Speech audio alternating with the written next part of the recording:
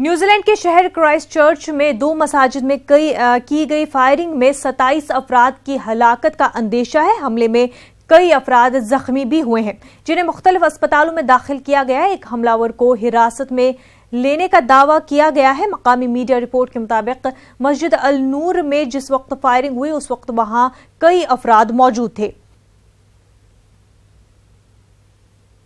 Presently, the police do have one suspect in custody. However, there could be others involved. Also, there are multiple scenes involved in this incident as well, and police will be giving more details as they can as the situation unfolds. Whilst I cannot give any confirmation at this stage around fatalities and casualties, what I can say is that it is clear that this is one of New Zealand's darkest days. Clearly, what has happened here is an extraordinary and unprecedented act of violence. Many of those who will have been directly affected. New Zealand हमले के सिलसिले में police को बड़ी कामयाबी मिली है। 4 मुश्तबा अफराद को तहवील में लिया गया है। गिरफ्तार शुदगान में एक खातून और 3 मर्द शामिल हैं। पुलिस ने कार्रवाई करते हुए एक IED से लैस गाड़ी को जब्त करके उसे नाकारा बना दिया है। न्यूजीलैंड पुलिस का कहना है कि गिरफ्तारियों के बावजूद खतरा कम नहीं हुआ है। उन्होंने लोगों से अपील की कि कयास आराइयों से परहेज करें।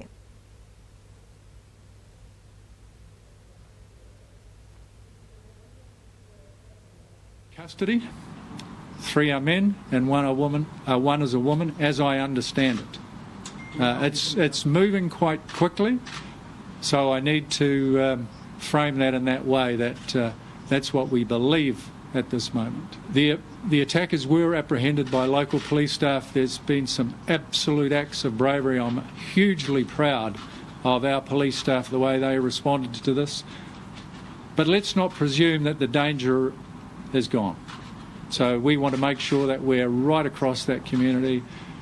We're as visible and equipped as we need to be. हमारे नुमाइंदे शैलेंद्र वांगू इस वक्त हमारे साथ जुड़ चुके हैं। शैलेंद्र, आपसे इस वक्त के अपडेट्स जानना चाहेंगे पूरे मामले पर।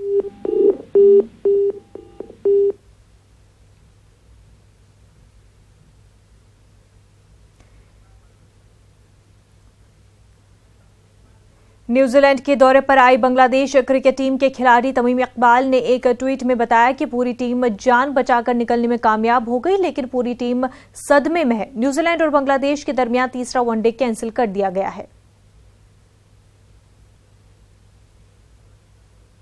नाजरीन, जैसा कि हम आपको लगातार बता रहे थे कि न्यूजीलैंड में जो है क्राइस्टचर्च एरिया में हमला हुआ है। 2 मसाजिद में फायरिंग की गई है। मजीद तफसीलात के साथ हमारे नुमाइंदे शैलेंद्र इस वक्त हमारे साथ जुड़ चुके हैं। शैलेंद्र, इस वक्त के क्या कुछ अपडेट्स हैं?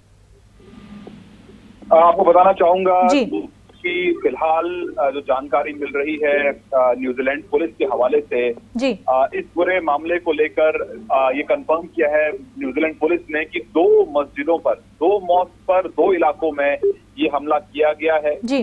और इसमें एक इलाका डीन्स एवेन्यू में एक मॉस्क है और दूसरी लिनवुड एवेन्यू में है जी। और इस लोकेशन को भी लॉकडाउन कर दिया गया। हालांकि बाकी इलाकों से लॉकडाउन हटा लिया गया है, जो कि क्राइस्टचर्च इलाका है। आपको ये बताऊंगा कि पुलिस ने कंफर्म किया है कि अब तक 4 लोगों को हिरासत में लिया गया है, जिसमें 3 आदमी है और एक खवातीन है, एक औरत है। तो फिलहाल इसमें पूछताछ चल रही है। पुलिस ने ये भी साफ कर दिया है कि इसके पीछे मोटिव क्या रहा है ये अब तक साफ नहीं है, और अब तक इस मौके पर वो ये नहीं बताना चाहेंगे कि हमलावर कौन थे। और फिलहाल पुलिस ने ये भी कहा है कि तमाम लोग जो हैं वो एहतियात बरतें, घर में ही रहें, घर से बाहर ना निकले। पुलिस लगातार नजर रख रही है हालात पर, और इसी बीच जो एम्बुलेंसेज है, फायर एंड इमरजेंसी सर्विसेज है, उन सबकी सहायता अभी ली जा रही है। और न्यूजीलैंड पुलिस ने ये भी कहा है कि जो भी मस्जिद न्यूजीलैंड में है वो नेशन वाइड उनको बंद रखा जाए, और लोगों को कहा गया है, लोगों से अपील की गई है कि वो मस्जिद का रुख ना करें आज के दिन, ऐसे हम लोग की आशंका देखते हुए। जी बिल्कुल शैलेंद्र, और खतरा अभी भी बरकरार है। जो लोग मसाजिद में थे जिन पर फायरिंग हुई है उनमें से कुछ लोग बचे भी हैं, उनसे बातचीत हुई है, क्या कुछ कहना है उनका, और किस तरह के हालात जो है, किस तरह के जो कंडीशन में इस वक्त वो लोग हैं? देखिए, न्यूजीलैंड पुलिस ने ये भी कंफर्म किया है कि इस अटैक में बहुत से लोगों की जान गई है। और आपको बता दें कि एक वीडियो भी अब से कुछ देर पहले सामने आया था, जिसको बाद में हटा लिया गया। और उसमें कहीं ना कहीं जो माना जा रहा है कि जो अटैकर है उसने 17 मिनट का वीडियो बनाया है इस तरह की किलिंग करते हुए। तो मानसिकता समझी जा सकती है कि इस तरह की मानसिकता है। और आपको बता दें कि जो भारतीयों की अगर हम बात करें तो सभी भारतीय सुरक्षित है, अभी तक किसी के हताहत होने की खबर नहीं है। हमारे इंडियन हाई कमिश्नर जो मौजूद है न्यूजीलैंड में, उन्होंने भी हमसे बात की है। उन्होंने कंफर्म किया है कि किसी भारतीय के हताहत होने की खबर नहीं है। हालांकि जो अपना हाई कमीशन है न्यूजीलैंड में, उन्होंने इमरजेंसी नंबर्स भी जारी किए हैं ताकि अगर किसी भी हिंदुस्तानी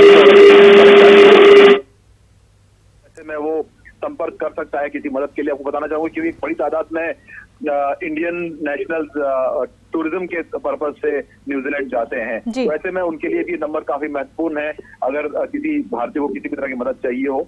और साथ ही साथ ये भी आपको बता दूं कि इस पूरे मामले पर लगातार नजर रखी जा रही है। हालांकि न्यूजीलैंड की प्रधानमंत्री ने इसे न्यूजीलैंड के इतिहास का एक काला दिन बताया।